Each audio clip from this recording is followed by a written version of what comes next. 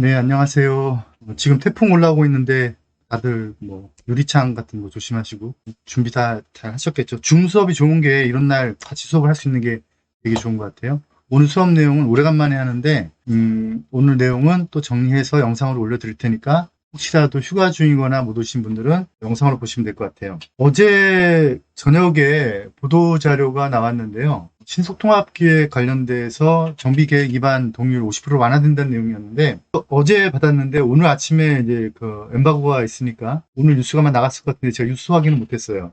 근데 주 내용이 신속통합계획을 이제 해달라고 요청하는 건 30%지만 그다음 정비계획 위반 동의율까지는 그전엔 3분의 2, 2분의 1이었는데 이거를 이번에 아예 그냥 법령 기본계획을 변경을 해서 2분의 1, 2분의 1로 바꾸겠다는 게 이번 내용이에요. 그래서 좀 더 완화되어 있는 내용인데 우리가 이제 어떤 정보를 접하는 순서가 대부분 다 이제 관련된 법령이나 또는 관련된 어떤 위반 사항을 보고 이걸 접하는 경우는 그렇게 많지 않고 대부분 다 보도자료를 보고 접하잖아요. 그러니까 이거를 어떤 방점에서 바라보느냐에 따라 다른데 이걸 그냥 간단하게 보면은 50% 동의율로 정비사업 기본 계획의 요건이 완화되었다라고 보여지고 있는 거예요. 그런데 요 뒤편에 보시면 좀 더 예민한 내용들이 있어요. 뭐가 있냐면 이런 게 없었는데 이제는 없었지만 서울시에 물어본 바에 의하면 10% 동의서만 가져오면은 처리할 수 있는 요건을 주겠다라고 하는 내용이 있는데 이게 이번에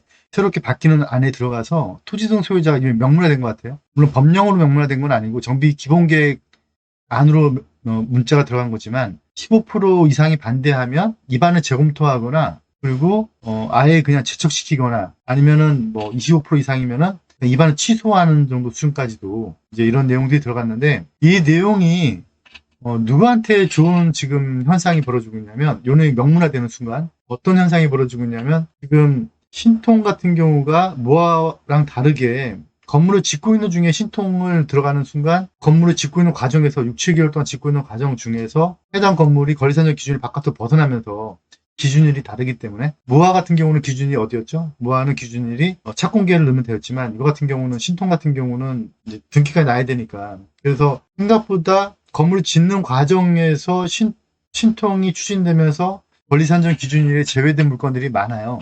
이런 물건들의 소유자들 또는 뭐 어떤 사람들은 선의 피해자도 있겠지만 어떤 사람은 그걸 노리고 또 투자를 하기 위해서 한 사람도 있겠죠. 지분 쪽 얘기를 하는 거죠. 그런 사람들을 놓고 본다면 그러면 이게 어떻게 악용이 되냐면 15% 동의를 얻어 제가 만약에 권리산정 기준이 바깥에 있는 신통기획의 물건을 가지고 있다. 그러면 저라면은 어떻게든 15%를 걷어서 이 신통기획을 위반 재검토를 시키거나 취소를 시키겠어요. 그런 다음 나중에 다시 추진하더라도 뭐 취소됐다가 나중에 추진되는 경우가 많으니까. 그래서 좋은 점은 이번 보도자료의 좋은 점은 신통기획의 위반 제한 요건이 3분의 2에서 2분의 1로 완화되었다는 거. 하지만 좀 더 안 좋은 내용은 또는 누군가한테는 좋겠죠. 신통기획을 전면 재검토하거나 해제할 수 있는 내용이 안에 들어갔다는 거. 그래서 아마 이런 일들이 그러면 이제 신통기획 안에 권리산정 기준을 바깥에 벗어난 물건을 소유한 사람은 그 동네들의 유지들, 좀 건물이 큰 사람들, 누가 봐도 미동의할 사람들을 15% 모아서 그걸 해제하는 작업을 아마 추진할 것 같아요. 그래서 제가 예상컨대 아마 지금 신통기획에 들어가 있는 지역들 중에서 상당수가 취소나 위반 재검토에 들어갈 가능성이 있어 보여요. 그래서 이번 보도자료의 핵심은 거꾸로 반대쪽에 힘을 실어준 내용이 더 있다. 그래서 앞의 내용은 제일 큰 헤드라인은 서울시 신통기획 재개발 정비계획 위반 동의 50% 완화라고 해서 뭔가 신통이 빨리 될 것처럼 보여지지만 뒤의 내용을 보면 오히려 이게 15% 반대시키기 생각보다 쉽거든요. 그래서 이게 오히려 앞으로 기존 지역 중에서 해제될 지역들 그리고 그 해제될 지역의 해제의 움직임은 해제를 추진하는 헤드쿼터는 아마도 권리산정 기준일에서 벗어난 그 사람들도 토지 등 소유자라고 했죠. 벗어난 그런 물건들의 소유자들이 주도해서 아마 해제될 가능성이 있겠다. 그래서 그런 지역들이 있는 곳들은 그 사람들은 권리 산정 기준일에 벗어났긴 했지만 토지 등 소유자니까 요 15% 범위 안에 들어가거든요. 그런 사람들이 모여서 반대하는 지역들은 지금 신통이라고 해서 안전하지 않다는 거예요. 반드시 검토해 보셔야 될 게 지금 신통 계획이지만 벗어날 수 있다는 것을 염두에 두셨으면 좋겠어요. 그 다음에 지역주택조합에 대한 전수조사 들어가겠다고 하는데요. 이거는 뭐 제가 보기엔 별 의미는 없어 보여요. 이제 이게 내용을 보면 서울시가 신축 아파트를 저렴한 비용으로 장만할 수 있다라는 내용을 가지고 하는 지역조합에 대해서 이제 전수조사를 해서 되게 많더라고요. 서울 시내 118곳이 있대요. 이곳에 대해서 좀 제재를 하겠다라고 하는데 서울시 입장에서야 뭐 제재하겠다고 하지만 인허가권은 지고 있을지 모르지만 어떤 그 행정지도 이외에 제가 보면 몇 개 할 수 없을 것 같아요. 그래서 이 뒤에 내용에 보시면 주택 마련을 원하는 다수의 구성원이 모여 조합을 설립해 공동주택을 짓는 지역주택조합 사업은 시행자가 개입하여 진행하는 일을 조합이 추진하다 보니 정상적으로 진행되는 경우에는 저렴한 비용의 신축 아파트를 마련할 수 있다라고 이렇게 좀 지역주택 조합이 좀 장점이라는 듯이 이렇게 공문에 이렇게 써놨는데, 물론 이게 정상적으로 진행되는 경우에는, 그런데 제가 보기에는 10개 중에서 9개가 정상적이지 않은데, 정상적으로 진행되는 경우에는 저렴한 비용의 신축 아파트 마련할 수 있다라고 해서 이게 좀 장점인 것처럼 부각시켜놓고 있는데, 제가 보기엔 이게 10% 미만이에요. 그래서 그런데 문제가 뭐냐, 허위 과장 광고가 문제다. 근데 제가 보기엔 이걸 본질은 허위 과장 광고의 문제가 아니고 지역주택 조합원의 조합원을 모집하는 그 조합원의 모집에 대한 어떤 그 조합원들의 권리 의무 이런 것들에 대해서 정확한 교육이 없었다는 게 문제거든요. 그래서 이게 허위 과장 광고의 문제가 아니고 조합원들의 지위를 조합원들 스스로가 인식하지 못하는 문제라고 저는 보여져요. 그래서 이거는 교육의 문제이지 광고의 문제라고 광고를 잘못한 문제가 아니라고 보는데, 근데 이제 방점을 거기다 찍어서 지금 이렇게 단속을 하겠다고 해요. 근데 거의 형식적일 것 같아요. 오늘 본 수업 내용으로 이제 권리산정 기준에 대해서 한번 보도록 할게요. 권리산정 기준이 오늘은 저거 하는 거죠. 다물권 세대에 대해서. 다물권 세대 판결이 최근에 있었는데 저도 몰랐어요. 이번에 그 세종대학교에서 그 하대 천왕 그거 했잖아요. 근데 그때 너무 더웠는데 그래도 많은 분들 오셔가지고 그 뜨거운 열기 속에서 많은 수업 내용을 듣고 가셨는데, 거기서 제가 저도 이제 판례를 잘 안 보는 편이어서 이제 보다 보니까 벌써 나온 지 좀 1, 2개월 됐더라고요. 근데 이제 그 다물권 세대 판결을 보고 우리가 뭘 궁금해야 되는지 봐야 될 건데, 그 전에 일반적으로 일반인들이 어떤 지식을 접근하는 태도를 한번 보도록 할게요. 일반인들이 만약에 제가 다물권자 물건을 사려고 해요. 또는 팔려고 해요. 그러면 제일 먼저 접근하는 게 네이버 지식 검색이죠. 네이버에서 다물권자 이렇게 검색해보면 쭉 뜨는 거죠. 내용이 쭉 떠요. 근데 그 내용을 보면 사실 내용이 대부분 다 지난 2022년도 내용이거나 옛날 내용이 있을 수 있고요.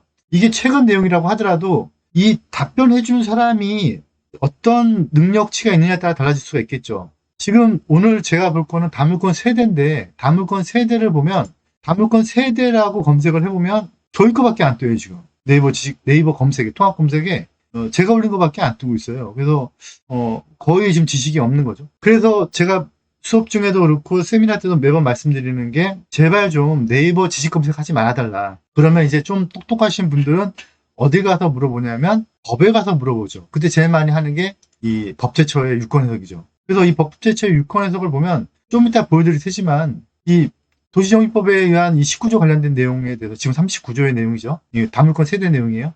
좀 이따 정리 한번 해드릴 테지만, 우리는 머릿속에서, 우린 공부를 많이 했으니까 머릿속에서 이렇게 정리하시자고요. 다물권자 물건은 지금 현재 39조 1항 3호, 다물권 세대 물건은 39조 1항 2호, 그리고 이 39조가 예전에는 19조였다. 그래서 19조. 그래서 19조 1항 2호, 1항 3호를 가지고 우리가 얘기를 하고 있는 건데, 그래서 여기 지금 법제처 유권 해석을 내렸던 것들을 보면 여기 지금 언제냐면 2012년도 유권 해석이죠. 그래서 뒤에 보여드릴 테지만 된다라고 유권 해석을 내려져 있고, 이게 지금 현재 우리가 보고 있는 건데, 이거를 누군가가 또 보겠죠. 보는데 여기에 이 내용은 조금 이따 보여드릴 대법원 판례하고는 다른 내용이 들어가 있어요. 그러면 여기에 이게 내용이 틀렸다는 얘기잖아요. 지금 법제처 유권 해석이. 그러면 일반인들은 지금 대법원 판례가 있다라는 걸 모르는 상태에서 다물권 세대를 네이버에 검색했더니 나오지가 않는단 말이에요. 그러면 조금 똑똑한 사람은 법제처 가고,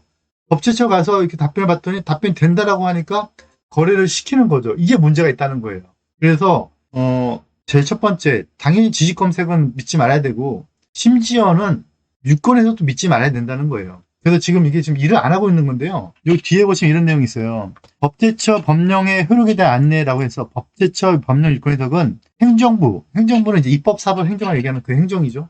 행정에서 법령의 집행과 행정의 운영을 위해 통일성 있는 법령 해석에 지정을 제시한 제도이다.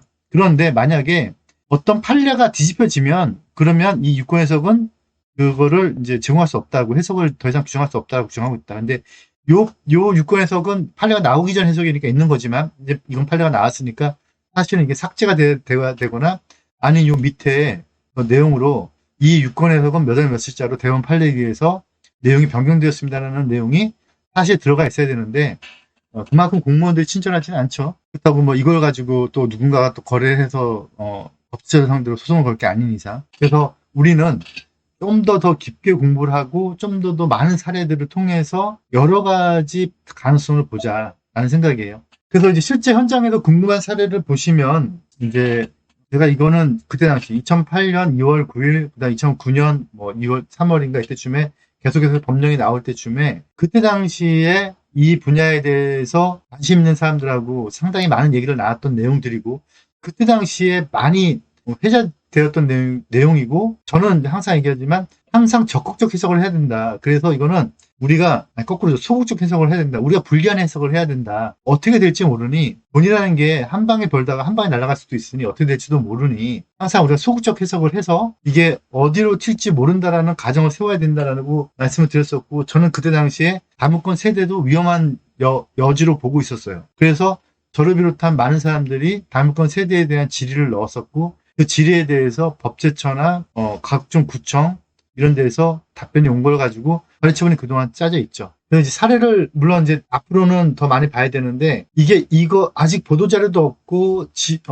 어딘가에 내용도 없지만 우리는 좀 더 고민을 해야 될 게 있어요. 뭐냐면 이거예요. 지금 다물권자들 또는 다물권 세대의 물건을 사서 아파트를 내가 가질 수 있느냐 없느냐, 아니면 다른 내가 모르는 그 가족들과, 내가 모르는 그 사람과, 또는 내가 모르는 그 사람이 팔았던 다른 사람들과 묶여서 아파트 한 채 가느냐.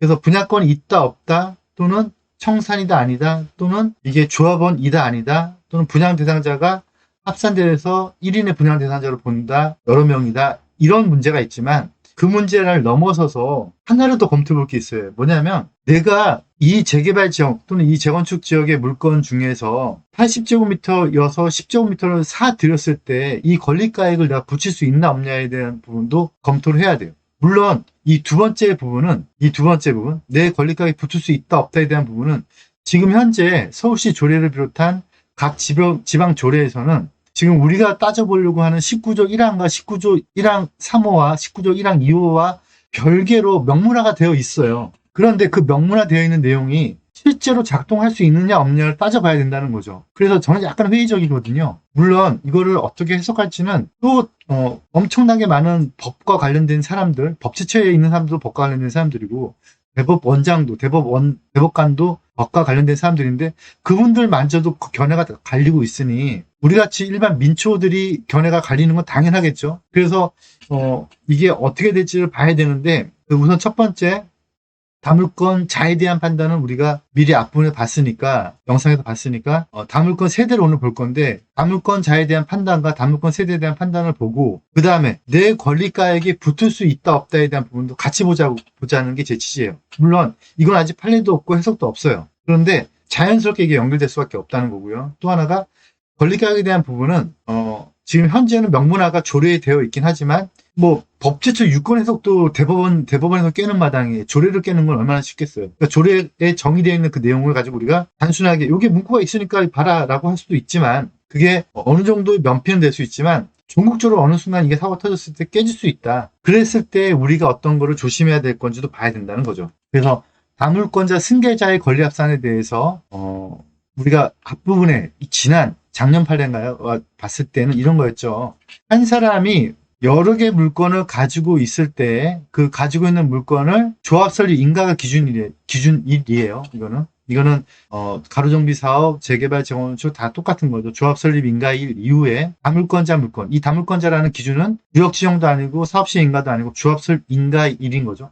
그래서 조합 설립 인가일 전은 다물권자라는 개념이 없는 거예요. 조합 설립 인가일 이후에 한 사람이 여러 개 물건을 가지고 있는데, 그 여러 개 물건을 여러 사람이 샀다면 그거는 그냥 합산돼서 하나의 분양 자격만 준다. 조합원 권리도 한 명이고 의결권도 하나다. 토지 등 소유자는 여러 명일 수 있지만 조합원의 권리는 하나로 봐야 되고 의결권도 하나로 묶이니까 대표 조합원을 선정을 해야 되고 그 대표 조합원을 선정하지 않으면 그래서 대표 조합원을 선정하지 않고 어떤 기간 내에 분양 신청을 하지 않으면 그러면 청산될 수도 있다. 그래서 지난번 판례가 청산시킨 판례였죠. 그런데 이런 내용은 어디에 있는 거냐? 그러면 지금 옛날 국법에서는 몇 조였죠? 국법에서는 19조인데 지금 39조로 가 있어요. 조합원의 자격, 토지 등 소유자의 자격이 아니에요. 조합원의 자격을 얘기하는 거예요. 당연히 조합원은 그 전에 토지 등 소유자의 자격을 먼저 유지해야 되고요. 토지 등 소유자에 대한 내용은 법 2조 9항에 있죠. 그래서 재개발은 강제 조합원이 되는 거고 재건축은 임의 조합원이 돼서 조합에 내가 동의를 해야지만 조합원이 되는 규정이 있고 그 다음에 토지 밋이냐 토지 등이냐 이거는 우리가 공부했죠. 토지 밋은 토지와 건물을 같이 가지고 있는 경우 토지 등은 토지 건물 같이 가지고 여러 가지 나눠진다는 거. 그런 사람들인데 그런데 불구하고 이렇게 조합 설립 인가일 이후에 한 명으로부터 여러 명의 물건을 가지고 있으면 이제 이런 거죠. 이렇게 물건을 한 사람이 가지고 있는 게 이렇게 연접되어 있는 거를 가지고 있는 것도 있을 수 있고요. 하나의 구역에 이 물건. 뭐가 됐든 간에 이 물건, 여러 개 물건은 붙어있던 떨어져 있던 이 구역 안에 여러 개의 물건을 한 사람이 가지고 있다가 요 중에서 일부만 다른 사람이 사면은 이거는 한 명의 조합원으로 본다는 거예요. 이게 이제 핵심인 내용인 거죠. 그래서 그게 우리가 알고 있는 19조, 세법 39조의 1항 3호의 내용이고요. 그 다음에 1항 2호의 내용은 이런 거예요. 이제 다목권 세대로 가는 거죠. 그 다목권 세대에 대해서 네이버 지식 검색해봤더니 아직 뜨고 있지 않다는 얘기예요. 근데 요것도 분명히 많을 것 같고요. 이거는 엄밀하게 말하면 이건 진짜 매도자가 숨겨버리면 이 내용 자체를 숨겨버리면 정말로 이건 판단하기가 되게 어려워요. 그래서 중개사님들이 조합 설립 인가일 이후에 이 다물권 세대 중에서 한 세대 물건을 가지고 거래할 때 상대방한테 의존할 수밖에 없어요. 상대방한테 이거 혹시라도 당신네 가족 물어봐야 돼요. 당신네 가족 이때 말하는 가족이란 세대를 달리하는 배우자의 세대원 이혼하지 않았다면 그리고 그 세대를 달리하는 배우자의 세대원과 세대를 달리하는 본인 전부 다 통해서 그 지역의 아파트를 받을 수 있는 분양 자격 물건을 가지고 있느냐 물어봐서 상대방이 없다라고 얘기했을 때 그걸 믿을 수 있냐 없냐의 문제도 있는 건데 우선은 믿어야겠죠. 그래서 다목권 세대는 꼭 반드시 확인하셔야 되고 그 내용을 그림으로 그려보면 이건 제가 수업 중에 많이 보여드렸던 거죠. 흑석 1구역, 한남 1구역, 한남 3구역 이런 건 필요가 없고 유타운 단위가 아니고 하나의 관리 처분 단위예요. 근데 관리 처분 단위라고 하면 결합 개발이 있을 수 있죠. 결합 개발은 뭐냐면 지금 그 삼각지역에 보면 한강로 그 결합 개발 추진하고 있는 데가 있잖아요. 결합 개발하는 데가 몇 군데가 있어요. 두 개의 구역을 하나의 관리 처분으로 하는 거. 떨어져 있지만 후암동 구역하고 옛날 해방촌을 결합 개발하겠다고 했죠. 물론 그건 무산되긴 했지만 근데 만약에 그게 결합 개발이 된다면 그러면 해방촌과 후암동 두 군데에 아버지가 해방촌에 하나 물건을 가지고 있고 후암동에 물건 하나 가지고 있으면 그게 결합 개발로 간다면 그럼 결합 개발에서 관리 처분을 같이 하는 거예요. 같이 하면은 두 개의 물건이 합산되는 거죠. 그래서 여기서 말하는 구역이란 한남 뉴타운이 아니고 또는 이렇게 재정비 촉진 구역이 아니고 정비 사업을 같이 통틀어서 하는 구역. 모아타운이라고 한다면 모아 1, 모아 2, 모아 3이라면 모아 1과 모아 2에 따로 가지고 있는 건 괜찮아요. 그 안에서의 겹치게 하는 건 괜찮은데 모아 1만 얘기하는 거예요. 관리 처분을 하는 그 하나의 구역. 그래서 흑석 1구역은 흑석 1구역. 흑석 1구역과 흑석 2구역을 섞진 않아요. 이걸 얘기하는 거고요. 두 번째가 동일 세대에 지금 판례가 이렇다는 거죠. 동일 세대에 있었던 거를 요 세대원 중에서 다른 사람이 산다면 요 세 사람 모르는 사람이죠. 모르는 사람이지만 이거는 관리 처분 때에 하나의 조합원을 보겠다는 거예요. 이거를 그럼 어떻게 하면 되느냐? 이렇게 남 부인은 이혼을 하고 팔던가 자녀는 20세 분가하고 팔던가 이렇게 해야 되지. 이렇게 이혼하지 않고 분가하지 않고 요 한 세대로 해서 하나 묶인 상태에서 팔면 묶인 상태로 묶였다는 거죠. 근데 묶인 거를 이혼을 하든 세대 분리를 하든 풀고 팔면 된다는 거예요. 그래서 요 법령이 19조 지금 39조에 있는 건데 여기에 이렇게 되어 있다는 거예요. 여러 명의 토지 소유자가 한 세대에 속하는 때, 이때는 세대를 달리하는 배우자, 그리고 미혼인 19세 미만의 직계비속 이런 경우라면 전부 다 한 세대로 본다. 이게 지금 다물건 세대의 물건인데 요 물건에 대해서 두 법제처 유권에서 보기도 어려워요. 지금 현재 이 지금 현재 지금 사이트에 들어간 거예요. 지금 사이트에 들어가서 법제처 유권 해석에 법제처 유권 사례를 보면 지금 현재도 떠 있는 사례예요. 떠 있는 사례를 내용을 보면 아직도 고쳐지지 않았더라고요. 보면 이게 지금 제가 과거라고 썼지만 우리는 과거라고 알고 있지만 현재도 그렇게 떠 있어요. 보면 이렇게 돼 있는 거예요. 지뢰요지, 물론 이거는 지금 없어진 법령이에요. 없어진 해석이라고 보셔야 돼요. 지뢰요지. 도전법 19조, 이게 39조죠. 39조 1항 2호에 A, B, C, D가 가족이었던 거예요. 근데 C를 갑이 산 거죠. 그래서 이게 1인의 조합원 자격이 가지고 있는지, 이게 사무의 규정하고도 같이 연결해서 봐야 되는지, 이 내용을 법제처에 물어봤고요. 법제처에서 답변을 어떻게 했냐면, 이렇게 한 거죠. 이에 대해서 도전법, 지금 현재 39조에서는 갑은 39조 1항, 옛날 국법은 19조인데 39조 1항에 대해서 ABD와 별도로 단독 조합의 자격을 가진다고 할 것이다. 라고 명확하게 다른 해석에 명확하게 하고 있어요. 그다음 이거는 사무의 규정하고는 별개로 봐야 된다. 적용받지 않는다고 봐야 된다. 라고 이렇게 정확하게 회답을 했고요. 이 회답을 해주신 분이 지식인의 답변을 한 게 아니죠. 법제처의 유권 해석 답변을 한 거고요. 법을 전공하신 분이 하셨겠죠, 당연히.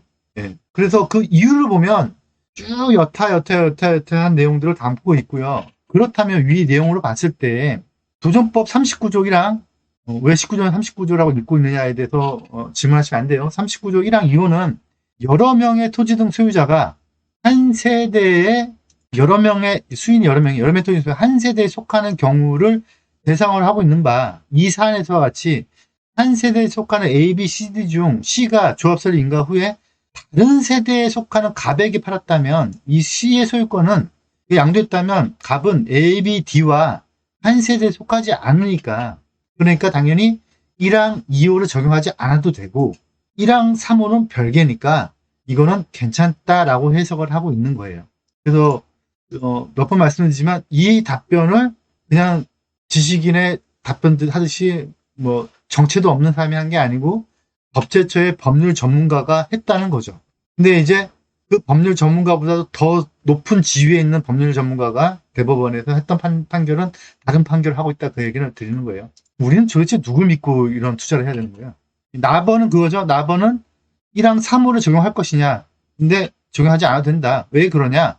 조합설립 인가 1위든 토지 소유자로부터 토지 또는 건축물을 양수하는 경우는 이거는 너무 법을 과도하게 해석하면 안 되고 이거는 그 세대에 대한 내용이고 1항 3호는 그런 내용이 아니다. 그래서 이거는 당신이 거래도 된다라는 것을 명시하고 있고 이렇게 거래를 해왔다는 거예요. 그런데 이제 이번 대법원 판결은 완벽하게 달라졌어요. 이게 누가 옳고 그름의 문제가 아니고요. 누가 뒤집을 수 있고 없고의 문제라고 저는 보여줘요. 그래서 예전 대통령에 낙선하신 분 중에 한 분은 대법원장하고 친하게 지내서 죄를 있다 없다를 판단을 앞부분에서 많이 판단해도 대법원에 다 뒤집으면 그만이니까. 그래서 주변에 대법원장님하고 친하신 분들이 있다면 친하게 지내셔야 돼요. 그랬던 얘기입니다. 그래서 이제 여기에서는 이제 뭐라고 표현하고 있냐면요. 앞부분에 법제처 유권 해석하고는 완전하게 다 뒤집었어요. 그런데 대법원의 판결이기 때문에 이건 뒤집을 수가 없는데 저는 솔직히 일반 민초의 입장에서 이거는 너무 과도한 해석이라고 좀 보여지고요. 이게 판결을 내릴 때 이게 너무 과도하게 해석해버리면 우리 같은 일반인들은 자꾸 이게 법령상 해석이 아닌 유추 해석을 해야 되지 않나라는 생각이 좀 들기도 해요. 그래서 내용을 보면 이런 내용이 안에 있어요. 이 내용은 이제 쭉 어쩌고저쩌고 해서 이제 그런 우리의 논쟁들도 다루고 있고요. 이와 같이 그 도전법 규정 내용의 취지라는 게 이게 그들의 마음속에 있는 거잖아요. 명문화 시켜야 된다고 저는 보는데 체계 등을 종합해서 보면 주택 재건축 사업 조합설의 인가에 한 세에 속하는 수인의 토지 등 소유자로부터 각각 정비구역 안에 소재한 토지 또는 건축물 중 일부를 양수한 수인의 토지 등 소유자와 그리고 양도인들 사이에서 그 도정법 중첩 적용, 제가 아까 보여드린 1항 2호, 1항 3호의 중첩 적용을 원칙적으로 그 전원을 대표하는 조합원을 보아야 한다. 중첩 적용되어라는 표현을 쓰고 있죠. 그러니까 앞부분의 법제적 유권 해석은 아니다. 그 두 개, 1항 2호와 1항 3호를 중첩해서 적용하면 안 된다. 이렇게 과도하게 해석하면 안 된다라고 법제처에서는 2012년도 유권 해석을 내려준 거고요. 지금 대법원의 판단은 중첩 적용을 해야 된다. 그래서 완전하게 뒤집은 거예요. 그래서 원심은 이제 이건 1심을 얘기하는 건데 거기서는 법제처 유권해석하고 똑같이 해석을 해줬던 것 같아요. 원심 판결문은 제가 올려드리지 않았는데, 그런데 여기서 보면은 그렇지만 그게 이러한 원심의 판단은 구도정법의 이런 중첩 적용에 관한 법리를 오해했다. 오해해서 잘못이 있다. 원심 이거는 원심만 잘못이 있는 게 아니고 법제처 유권해석 잘못도 같이 뒤집은 거죠. 그래서 이거는 두 개를 다 같이 적용해야 되는 문제이기 때문에 1심 판단, 그 판사님들 정말 똑똑하신 분들이죠. 그분들, 그 다음에 법제처 유권해석장 그분들은 똑똑하신 분들이죠. 우리보다는 똑똑하신 분들이 맞을 거예요. 그분들의 판단은 잘못됐다. 누가 이런 판단했다고요? 더 똑똑하신 분들이. 네. 그래서 잘못됐다. 그래서 이거는 안 된다. 라고 판단을 내렸어요. 네. 그러면 이제, 우리는 이제 더 짚어볼 게 뭐냐. 이거를 이렇게 뒤집혀진 것들. 이거는 사실 뒤집어졌는데요. 이거는 사실 예전에, 제 수업 오랫동안, 들으신 분들 아시겠지만 예전부터 이거는 예견되어 있는 일들이기도 했어요. 그래서 우린 봐야 될 게 뭐냐면 이 부분을 봐야 돼요. 이거 제 수업했던 내용 기억나시죠? 어떤 사람이 권리가액이 1억 5천이고 어떤 사람이 권리가액이 5천인데 권리가액을 높이기 위해서 가해 소유 조합원들의 물건 중에서 일부분을 나가 이렇게 요기에 있던 물건을 여기 난데없이 이 얘기가 왜 나오냐 싶은데요. 하지만 연관성이 있기 때문에 그래요. 요 물건을 요 사람이 이렇게 사갔다면 이 권리가액에서 제외시키는 걸 우리는 알고 있죠. 공부를 했죠. 그래서 권리 산정 기준이 이거 기억을 해보시면 제가 이 부분 설명드리면서 했어요. 감정평가 금액은 권리가액은 감정평가 금액 곱하기 비례율 이게 맞다라고 설명해 주시는 재개발 전문가는 재개발 전문가가 아니다 라고 제가 설명드렸었죠. 그래서 그건 아니다. 왜냐하면 권리가액은 감정평가 금액 곱하기 비례율이 아니고 권리가액은 권리가액이 합산되는 범위, 권리가액이 제척되는 범위, 제외되는 범위, 합산 제외되는 범위를 나누는 목적인 것이지 비례를 곱하자는 목적이 아니다. 이 말씀 드리면서 권리가액을 내가 높이기 위해서 남의 땅을 사들이는 경우에 높아지느냐를 가지고 설명드렸던 게 있을 거예요. 왜 이 부분을 제가 보여드리냐면 이 앞부분 다물권 세대, 다물권자의 판단 1항 1호, 1항 2호의 판단을 해본 거를 지금 종합 유추해보면 결국은 취지 이런 것들로 판단해 봤을 때 이 권리가액 산정 부분에도 영향이 있다라는 거예요. 그래서 우리는 두 가지를 검토해 봐야 되는데 한 가지가 과연 2003년 12월 30일 규정되어 있는 규정과 2009년 2월 6일로 해가지고 권리 산정 기준으로 만들어진 규정들이 2010년 만들어진 규정들. 갑자기 벌써 복잡해지는데 막 이런 내용들이 도대체 우리는 어떤 기준을 따라야 되느냐에 대한 이 날짜에 대한 정확한 정의가 이번 법제처 유권해석을 뒤집은 사례를 놓고 봤을 때 법령이 조금 세게 나왔다. 그래서 저는 지금 현재 대부분 시도 조례를 가지고 유튜브 찍었던 사람들의 내용에 이 내용도 많이 있을 거예요. 2010년 7월 16일 이전과 이후로 나뉜다. 이 내용들을 아마 공부를 많이 하신 분들이 아마 있을 거예요. 저는 근데 이거 아니라고 봐요. 왜냐? 이거는 조례니까 법제처에 계신 법률가들의 내용도 뒤집었고요. 1심 판결도 뒤집었는데 서울시 의원들이 임명직이 아니잖아요. 서울시 의원들은 선출직이잖아요. 그러니까 말 그대로 그냥 인기 있는 사람들이 되는 게 서울시 의원들이에요. 서울시 의원들이 만든 조례가 뒤집어질 수 있는 거죠. 그래서 이 날짜는 저는 의미가 없다라고 보여지고요. 이 날짜가 중요한 것 같아요. 법령 날짜가. 그래서 우리는 조례 기준으로 보지 말자. 조례는 이제는 중요하지 않은 게 돼버렸다. 얼마든지 뒤집힌다. 그래서 법령 기준으로 봐야 되는데 법령은 2009년 2월 6일이니까 법령 날짜를 따져야 된다는 걸 머릿속에 우선 두셔야 될 것 같고요. 두 번째, 이런 내용이 있어요. 내가 어떤 조합원인데 어떤 조합원으로서의 권리를 가지려면 그 권리를 행사할 때의 그 권리 행사의 기준점이 중요한데요. 그 기준점을 뭐라고 부르냐면 관리처분 계획 기준일이라고 불러요. 그게 기준점이 돼요. 그래서 관리처분 계획 기준일은 분양 신청 기간을 종료되는 날을 말한다라고 서울시 조례에 명시가 되어 있고요. 그다음 또 하나가 뭘 규정하고 있냐면 그 기준일은 법령상에 이렇게 규정을 하고 있어요. 사업시행 인가가 나고 나서부터 어떤 날짜를 정해서 분양 신청 기한 만료를 정하는데 이 날짜가 기준 날짜다. 이건 법령에 있는 내용이에요. 그래서 이 날짜를 해당 조합은 고시를 해요. 그래서 그거를 관리처분 계획 기준일, 분양 신청 기간 만료일이라고 부르고 있어요. 관리 신청 기준일, 분양 신청 기간 만료일이라고 부르는 그 날짜가 바로 앞부분에 보여드렸던 관리처분 계획 기준일이 되는 거죠. 이해됐죠? 그럼 관리처분 계획 기준일에 대한 명시가 잡혔고요. 관리처분 계획 기준일이 잡히면 그때 그 관리처분 계획 기준일에 가지고 있는 종전 토지의 면적들과 종전 토지의 땅들에 대해서 정한다는 거죠. 결론을 내려보면 사업시행 인가가 나고 나서 분양 신청 기간이 끝나기 전에 내가 80제곱미터를 가지고 있다가 조합원들 중에 한 물건이 10제곱미터의 물건을 가지고 있는데 그 물건을 내가 사들인다면 90이 되었다. 그러면 이거는 관리처분 계획 기준이 이전이니까 나는 90으로 인정해 줄 거냐 말 거냐의 문제가 있는데, 그런데 다물건 세대나 다물건 자의 판단을 본다면 아니다. 이거는 이 날짜, 분양 신청 기간 날짜가 아닌 그냥 조합설비 인가일로 봐야 된다는 거죠. 다물건 세대, 다물건 자를 놓고 봤을 때는.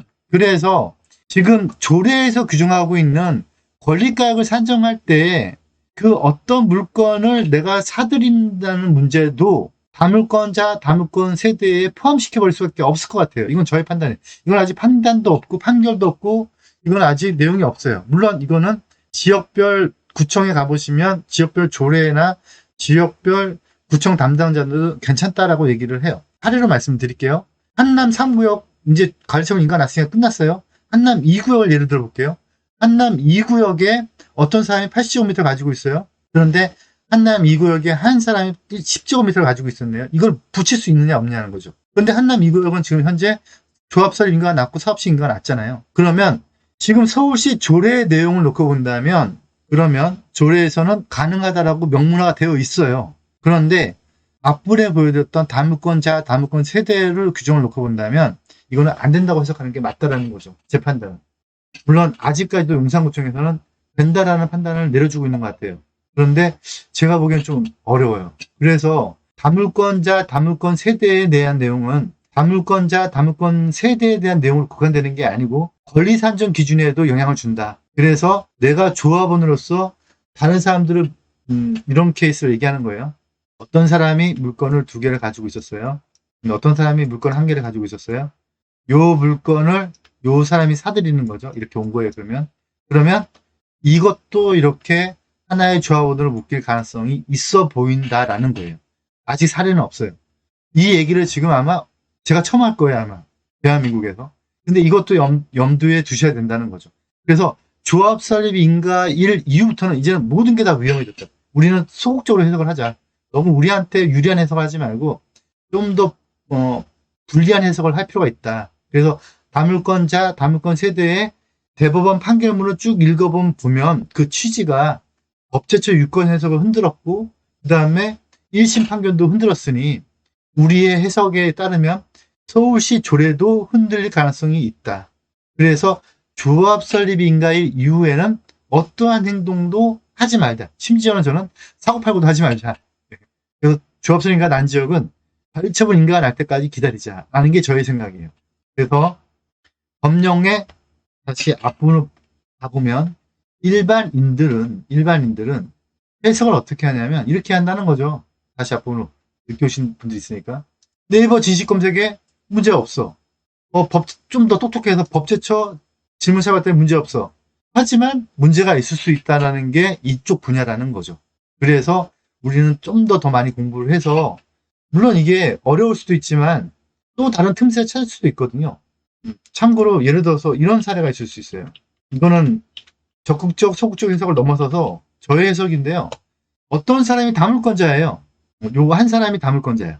요 한 사람이 다물건자예요. 요 전 사람이 한 명 더 있다고 보자고요. 요 사람이 물건 다물건자예요. 요 다물건자의 다물건을, 세개 물건을 다물건자죠? 다물건을 아버지, 엄마, 아들이 조합설립 인가 이후에 사요. 그러면 어쨌거나 요 1항 때 여기 요 한 사람은 1항 2호의 해석인 거죠. 그런데 일로 가버리면 1항 3호의 해석인 거죠. 일로 가면 1항 2호가 돼버렸죠. 그런 다음에 이혼을 해요. 사버리는 거죠. 이게 또 되느냐 안 되느냐의 판단도 있어야 된다는 거예요. 그래서 아직까지 명문화된 규정은 없지만 뭐 하여간 지금 현재 대법원 판결은 다물건자, 다물건 세대 그리고 이 2개의 규정을 짬뽕 시켜버렸다. 그리고 이거는 뒷부분에 말씀드렸던 지금 현재 조례에 있는 내용들까지도 다 깰 수 있는 해석의 여지가 판결문 안에 있다. 그래서 조례도 믿지 말자. 법제처도 믿지 말자. 전용진도 믿지 말자. 누구 믿어야 된다고요? 본인만 믿자. 본인의 판단만 믿자. 그런데 이런 모든 사항들을 다 검토해보고 그 다음에 판단은 본인이 하셔야 되는 거예요. 그래서 항상 우리가 공부할 때 제일 염두에 둬야 될 게 뭐냐면 변화될 소지도 우리는 충분히 검토하고 공부를 해 나가셔야 된다는 거예요. 오늘 11시부터 서울시가 아주 바람이 많이 불고 한다고 하니까 밖에 나가는 거 주의해 주시고, 그리고 돈도 좋고 다 좋은데 오래 사는 게 제일 좋더라고 제가 보니까요. 그래서 만수무강을 기원하면서 밖에 나가지 마시고 나무가 쓰러져서 또 한 대 맞을 수도 있으니까요. 예. 오늘 수업은 여기서 마치고요. 오늘 수업 내용은 정리를 해서 제가 영상으로, 오늘 못 들어오신 분들은 위에서 영상으로 정리해서 올려드릴게요. 네, 수고하셨습니다.